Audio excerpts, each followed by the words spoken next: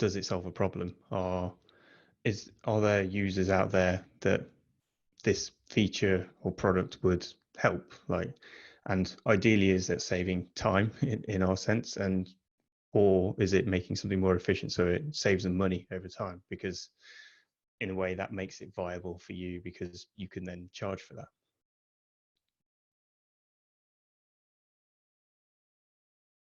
Whether a product feature or product should go ahead, it's looking at all the other features of products. You have an idea about how much of a sort of need is there for it, what value will be driven from it, and on like how long is it going to take to implement that.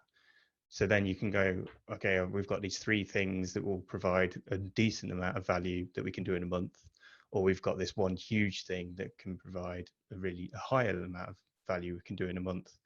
Then taking the decision on whether it's better to diversify and be adding 3 features rather than 1. And it's just weighing up like sort of the cost benefit of you as you can only develop so many things at a given time. What's the best one to do right now?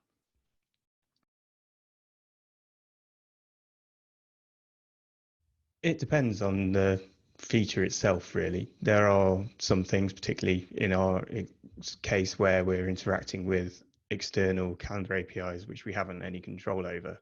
Sometimes we need to do a little bit of speculative research of like, is this even possible? Because sometimes one of the calendar providers may not even provide the information we need in order to implement a feature, which makes it really a non-starter. But often it is quite late in the process. It's better to develop the idea, to have a much stronger idea of what needs to be implemented and what the problem is that you're solving before you necessarily focus on how you're going to solve it. You're generally starting with an assumption about what the problem is, and then you make an assumption about how it can be solved. And the best way to sort of change those assumptions into facts is to get feedback along the way, either from customers or by solving the product, implementing the product and getting feedback upon how it solved the problem. And yeah, just those levels of feedback, constant questioning along the way of like, are we solving the right problem? Are we solving that problem in the right way? The only really way to do that is to be getting feedback from either internal people or the end users themselves.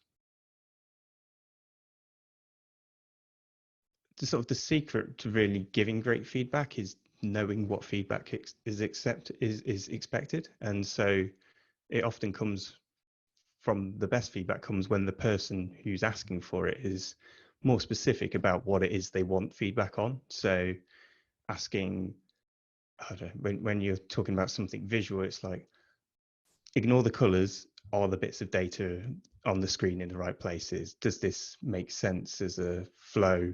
Can you see the information that you need on this page? Rather than getting into finer details, because if you're not asking a very specific question, you'll get broad answers that maybe don't delve into the biggest unknown that you're dealing with at a given point in time. I would always recommend asking for feedback too early. You've got something, you've put some investment into it, so you've if going back to assumptions, you've followed that assumption for any distance at all, really.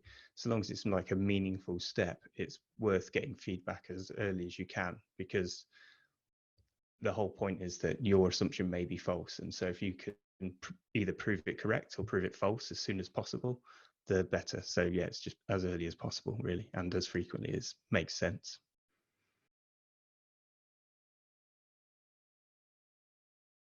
Internally, that is, we know that it's solving the problem, and we know that the way it's solving the problem is 95% of the way there. If it's an API, we're happy that either the API is like more not wrong and has room to be extended to accommodate more use cases that we don't yet know about.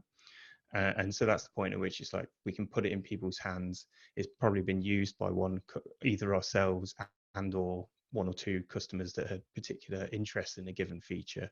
And so we're happy that it's in a state where if we open it up to people to use as they sort of come across it, that they won't be disappointed in the experience.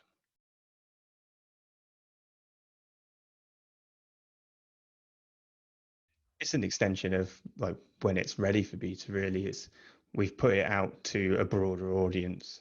We've seen more people use it. We've maybe had one or two more cases that we've made it be able to account for some small refinements, that sort of thing. But it's more we've put it out there to an even broader audience and generally got positive feedback on it. And then we're even more confident than we were before that it's just ready for everybody to use.